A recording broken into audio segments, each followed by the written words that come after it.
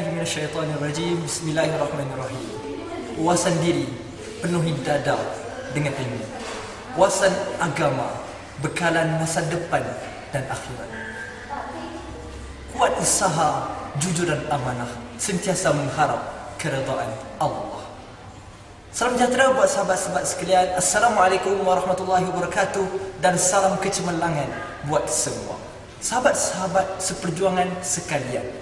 Baik-baik lirik nasyid sebentar tadi menjadi mukaddimah kata pemula bicara pidato pada hari ini yang bertajuk Mutiara Kegemilangan yang harus dikembalikan. Sahabat-sahabat sekalian, kegemilangan Islam pernah tercatat dalam lembaran sejarah penuh kegemilangan dan penuh kejayaan yang cukup membanggakan. Bermula dengan dakwah Islamiah oleh Ar-Rasul junjungan tercinta bersama sahabat-sahabat yang setia mengharungi perjuangan penuh pengorbanan, penuh kesusahan dan derita. Dan kemudian risalah mulia ini diteruskan oleh 4 khalifah Ar-Rasyidin yang hebat. Kemudian perjuangan ini diteruskan lagi dengan zaman Khilafah Umayyah, memperluaskan kuasa bukan untuk menjajah namun untuk membebaskan rakyat jelata daripada pengabdian kepada manusia, kepada pengabdian kepada Tuhan semesta alam. Sahabat-sahabat sekalian, kemudian tibalah pada satu era yang menjadi puncak segala kegemilangan, iaitu era Abbasiyah yang bertapak di bumi bertuah Baghdad. Di situ lahirlah ramai tokoh-tokoh ilmuwan yang cukup disegani dan dihormati. Termasuklah tokoh-tokoh ilmuwan perubatan seperti Ibn Sina, Ar-Razi, Az-Zahrawi dan Al-Haytham. Sahabat-sahabat sekalian, para ilmuwan ini cukup hebat dalam penulisan, dalam kajian mereka dan teori-teori yang menjadi rujukan seantero dunia, termasuklah para ilmuwan barat yang bertapak di Eropah. Dan sehingga kini mereka, para penuan dan kajian mereka menjadi rujukan dunia perubatan moden. Namun hadirat sahabat sekalian, hakikat pada hari ini cukup menyedihkan. Pada hari ini kita melihat bagaimana umat Islam yang satu ketika dahulu disegani, dihormati dan dipandang tinggi, yang pada hari ini umpama di bawah kaki musuh-musuh Islam yang sentiasa ingin menjatuhkan dan memusnahkan sakit-baki ketamadunan dan ilmu Islam. Namun hakikat ini bukan untuk ditangisi dan dikesali, namun harus dicari apakah mutiara yang menjadi rahsia kegemilangan para ilmuwan Islam pada ketika dahulu. Mutiara ini akan saya kupas sebentar nanti.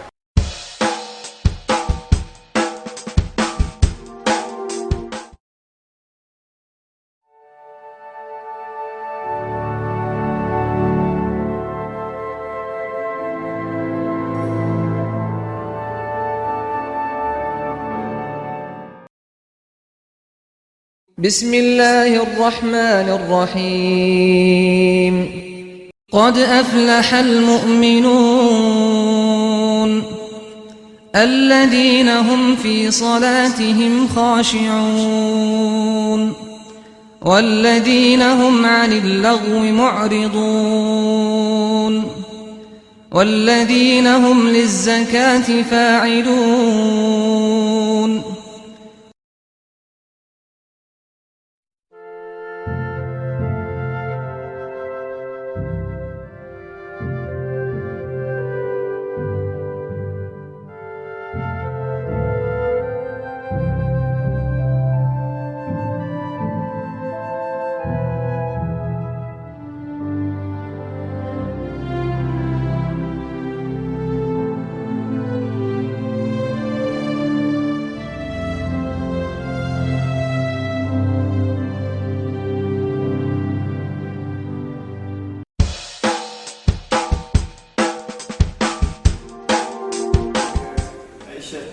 Bismillahirrahmanirrahim. Bertemu sekali lagi. Ingin saya sambung mutiara-mutiara yang menjadi rahsia kegemilangan para ilmuwan Islam.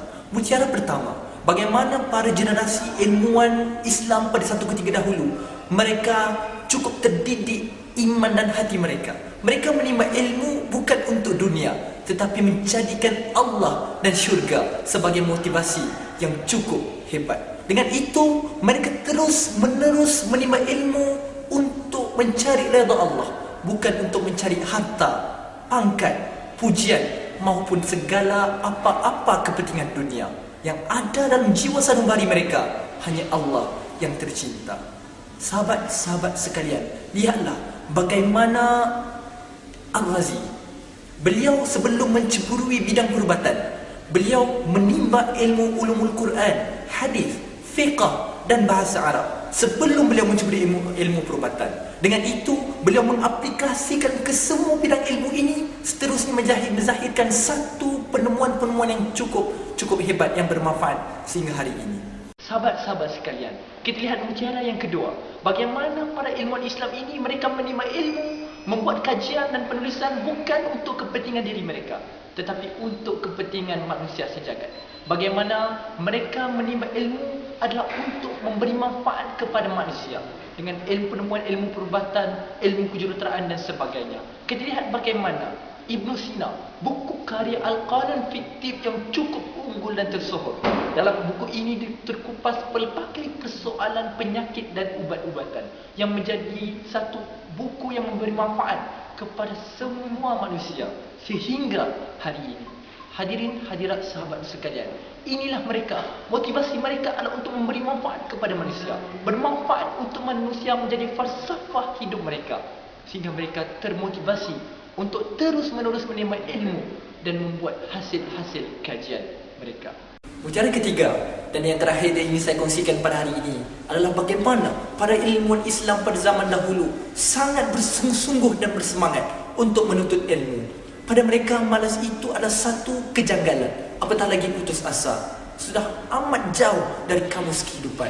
Mereka sangat bersungguh-sungguh dan sanggup bersusah payah dalam menceburi pelbagai bidang ilmu.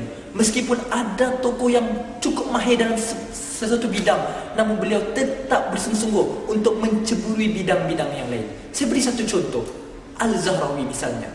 Beliau cukup hebat dalam bidang surgery dan atau dikenali sebagai pembedahan. Namun beliau cukup bersemangat untuk mengkaji secara terperinci ilmu farmasi yang mengkaji pelbagai jenis perubatan. Seterusnya menulis buku yang menterjemahkan segala bidang yang dikaji beliau. Hadirin hadirat sahabat-sahabat sekalian, kesimpulannya, kegemilangan generasi lepas bukanlah satu kemustahilan untuk dikembalikan. Ya, kegemilangan itu mampu dikembalikan pada hari ini. Namun keyakinan dan kerinduan kita pada era kegemilangan itu tidak harus menjadi mimpi semata-mata. Harus dizahir dan diterjemah dengan perbuatan dan tindakan. Ayolah sahabat, bersama-sama kita letakkan wawasan yang lebih luas untuk menjadi doktor bukan untuk kepentingan diri kita, tetapi untuk kepentingan ummah tercinta. Akhir kata, al-hikmah dhallatul mu'min, anna wajadaha fahuwa ahaqqu biha. Hikmah itu adalah sesuatu yang hilang daripada orang-orang yang beriman. Di mana atau bagaimana ia dijumpai, maka ialah yang lebih berhak ke atasnya. Wassalamualaikum warahmatullahi wabarakatuh.